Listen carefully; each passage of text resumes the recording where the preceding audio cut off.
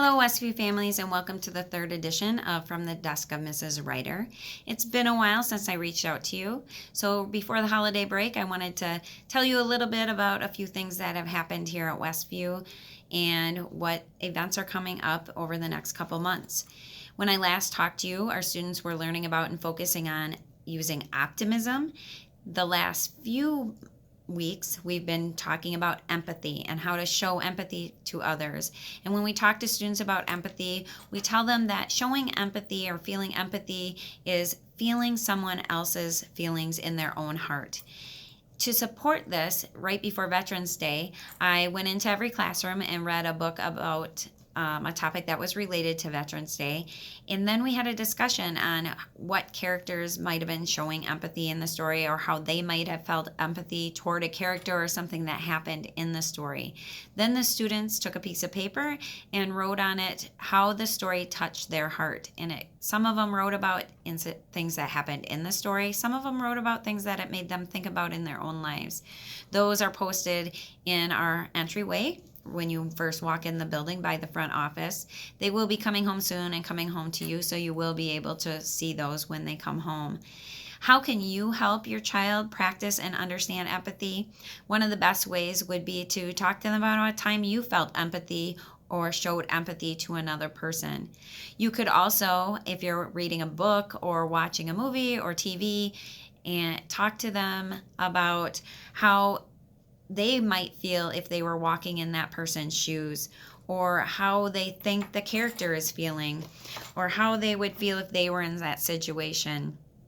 And what would they hope someone would say or do for them if they were in that situation?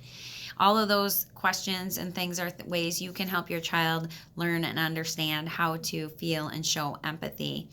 We will now be moving on to resilience in my next episode of From the Desk of Mrs. Reuter. I'll talk to you about resilience. You recently got an email from us saying winter is here, and it is, but it can't decide what it wants to do outside. So because of that, we do want students to have their winter gear with them here at school every day so that they're prepared for anything. Right now, because the ground is muddy or it's icy or there could be snow on the ground, students will be required to wear boots if they're ever going in the gaga pits, in the grass, going off the blacktop. Snow pants will be required if there's any snow on the ground, if it's muddy out on the grass, or if it's below 20 degrees Fahrenheit outside. Our reasoning for this is we want to keep our kids warm and safe. And so when acquiring winter gear, waterproof is best. It is important to keep feet and hands warm and dry to avoid painful frostbite and illness. So if you can get waterproof things, especially boots, because their feet get soaking wet once the snow gets here, that would be appreciated. If you need help with any of those things, local places that you can purchase them cheaper were listed on our email, or you can contact the office and we will try to help you the best that we can. Some upcoming events we have going on here at Westview are on December 11th, 3rd, 3, 4 multi-age and 4th grade will get the opportunity to go to Mineral Point and view the Nutcracker as part of our music program. So they're really excited about that. Then on December 12th, if you are interested, we are having our next Westview PTO meeting at 6 p.m. So if you can come and join us, we love having new people join our meetings and become involved in what we're doing. On December 17th, our 4th graders will have their winter program at the high school auditorium at 7 p.m. And then on December 18th, 2nd grade will have their winter program at the high school at 7 p.m. Our multi-age classes will have their programs in the spring, so they will not take part in this winter program.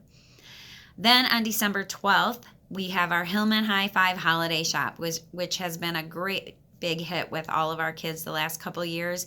They save their Hillman High Five, which they've earned for showing safe, responsible, and respectful behaviors, and they get to purchase a holiday gift for someone in their family. And so if you have any gently used items you like to donate to our holiday shop that some other parent might get the pleasure of enjoying, or family member, you can send them to us and we will accept those wholeheartedly. And then we will also be looking for volunteers to help us set up the holiday shop, as this is sponsored through the PTO. So we look for volunteers to help us set up. And then on the 20th, we'll look for volunteers to help us wrap and help students pick out gifts and then clean up at the end. So if you're interested in volunteering, please watch for those volunteer requests to come out to you in the next couple weeks. Our last day for classes before break is December 21st. We do have school all day that day. Break lasts from December 22nd to January 1st.